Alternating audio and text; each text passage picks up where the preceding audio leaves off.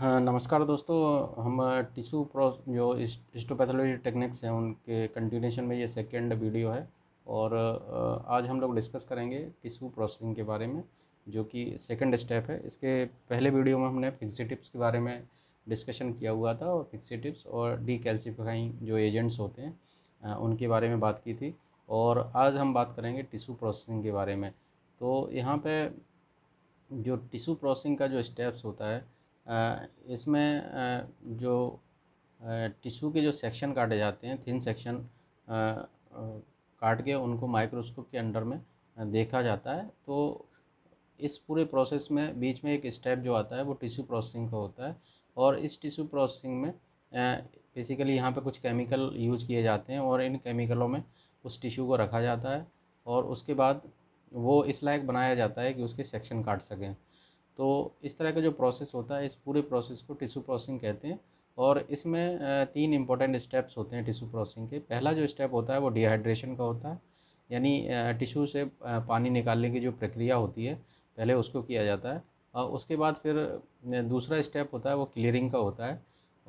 तो यहाँ पे क्लीयरिंग एजेंट, ऐसे एजेंट यूज़ किए जाते हैं, ऐसे टाइप के जो सॉल्वेंट होते हैं उनको ही यूज़ किया जाता है, जो बैग्स में भी सॉल्युबल होते हैं और दूसरी ओर वाटर में भी सॉल्युबल होते हैं।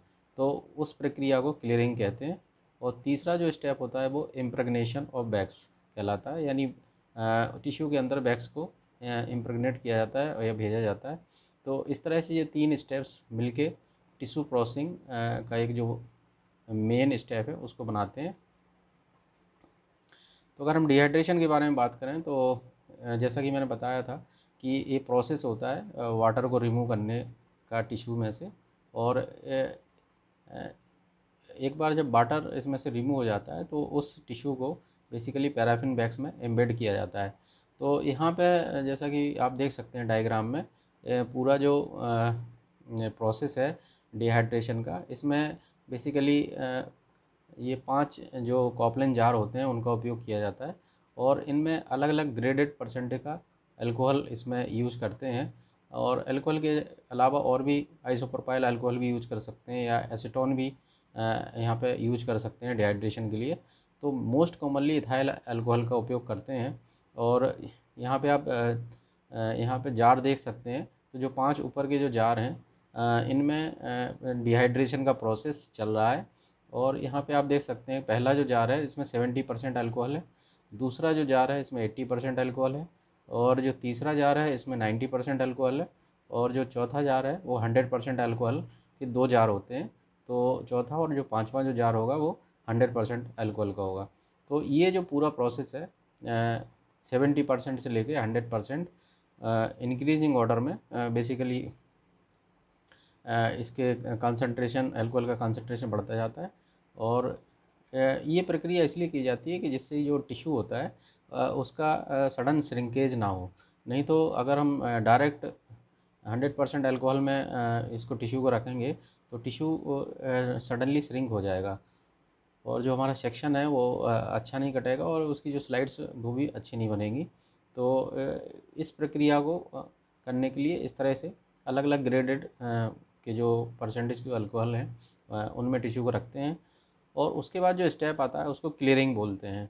और क्लीयरिंग में यहाँ पे जो सॉल्वेंट्स यूज़ कर सकते हैं या केमिकल यूज़ कर सकते हैं, उसमें टोलिन हो सकता है, जाइलिन हो सकता है, बेंजीन हो सकता है, क्लोरोफॉर्म हो सकता है।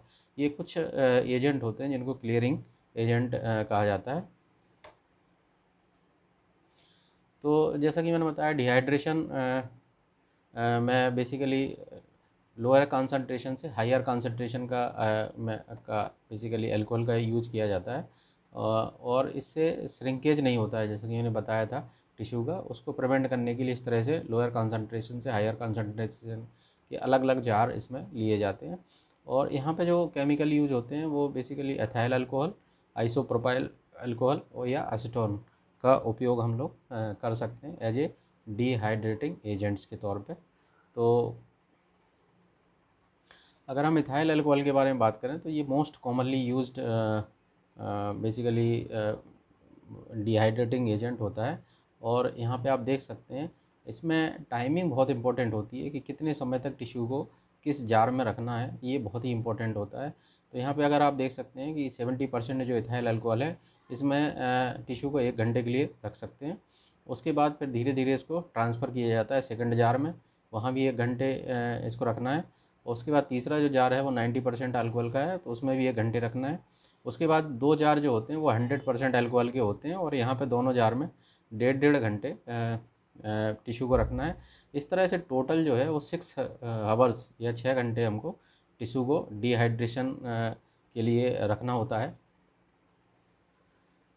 इसके बाद जो सेकंड स्टेप आता है टिश्यू प्रोसेसिंग में, उसको क्लीयरिंग कहते हैं। और जैसा कि मैंने बताया था कि यहाँ पे जो सॉल्वेंट यूज़ करते हैं वो एक साइड में वैक्स में भी सॉल्यूबल होते हैं और दूसरी तरफ वो वाटर सॉल्यूबल होते हैं।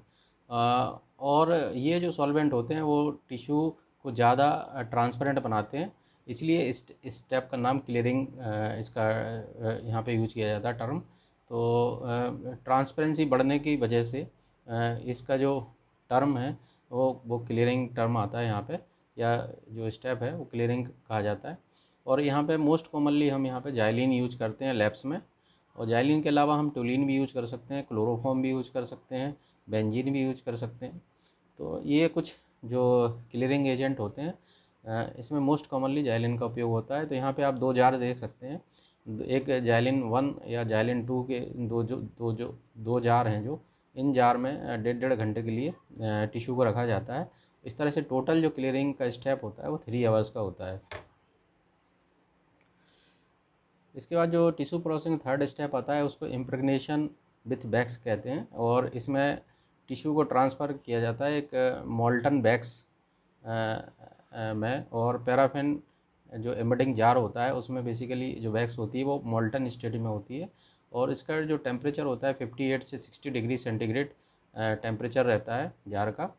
और इस जार में टिश्यू को कम्प्लीटली इम्प्रेगनेट किया जाता है वैक्स के साथ में, और इसको इस टिश्यू मतलब इस जार में बेसिकली टिश्यू को 3 से लेकर 6 घंटे के लिए छोड़ दिया जाता है। और यहाँ पे जो वैक्स की जो क्वालिटी होना चाहिए वो बहुत अच्छी होना चाहिए, और यहाँ पे इम्पोर्टेंट ये है कि जो मेल्टिंग पॉइंट हो वैक्स का वो 54 से लेकर 56 डिग्री सेंटीग्रेड का हो, और उसमें डस्ट या अदर जो फॉरेन पार्टिकल हो वो ना हो, और इस तरह की जो वैक्स हो उसको यूज कर सकते हैं। तो यहाँ पे मेल्टिंग पॉइंट वैक्स का बहुत इंपॉर्टेंट होता है, पैराफिन वैक्स का, वो 54 से लेके 56 डिग्री सेंटीग्रेड का यूज किया जाता है। इसके अलावा इसमें 10 to 20% कई बार इसमें बी वैक्स को भी ऐड किया जाता है, जिससे कि इसकी जो टेक्सचर है और क्वालिटी है वो इम्प्रूव की जा सके। और यहाँ पे अगर हम वॉल्यूम के बारे में बात करें तो वॉल्यूम और कितना वॉल्यूम हमको वैक्स का लेना है, तो यहाँ पे 20 से लेके 40 टाइम्स जो टिश्यू है उसकी साइज़ से ज़्यादा हमको वैक्स यहाँ पे लेना है। और इस वैक्स को बेसिकली समय समय पे हमको इसको चेंज करते रहना चाहिए, क्योंकि जो क्लीयरिंग एजेंट रहते हैं उसकी वजह से जो वैक्स है वो सैचुरेटेड हो जाती है। तो इसको समय समय पे हमको इस वैक्स को रिप्लेस करते रहना चाहिए। तो ये 3 इम्पोर्टेंट स्टेप्स थे टिश्यू प्रोसेसिंग में। पहला स्टेप था डिहाइड्रेशन का, दूसरा स्टेप क्लीयरिंग का, और तीसरा स्टेप इम्प्रेगनेशन ऑफ वैक्स का। तो अगर हम टोटल ड्यूरेशन के बारे में बात करें तो इस स्लाइड में हम देख सकते हैं कि जो डिहाइड्रेशन का जो स्टेप्स है इसमें करीब 6 घंटे लगते हैं टोटल, और यहाँ पे हम 70%, 80%, 90% और 100% के 2 जार लेते हैं। इस तरह से 5 जो जार होते हैं वो डिहाइड्रेशन में यूज किए जाते हैं। और उसके बाद जो स्टेप आता है वो आता है क्लीयरिंग का, और क्लीयरिंग में 2 जार यूज किए जाते हैं, एक तो जाइलिन का और दूसरा भी जाइलिन का रहता है। और यहाँ पे 1.5 घंटे के लिए टिश्यू को रखा जाता है, और टोटल ड्यूरेशन यहाँ पे 3 घंटे होता है। और उसके बाद 2 जार होते हैं मोल्टन वैक्स के, और इन दोनों जार में भी 1.5 घंटे के लिए टिश्यू को रखा जाता है, और इस प्रोसेस को इम्प्रेगनेशन कहते हैं। और इस तरह से जो टोटल ड्यूरेशन होता है टिश्यू प्रोसेसिंग का वो करीब 12 आवर्स होता है या 12 घंटे होता है। तो ये एक जो वीडियो था ये बेसिकली टिश्यू प्रोसेसिंग के बारे में था। और इसके बाद हम नेक्स्ट जो स्टेप आएगा ब्लॉकिंग और सेक्शन कटिंग के बारे में जानेंगे। इस वीडियो को देखने के लिए आप लोगों का धन्यवाद। Thank you very much.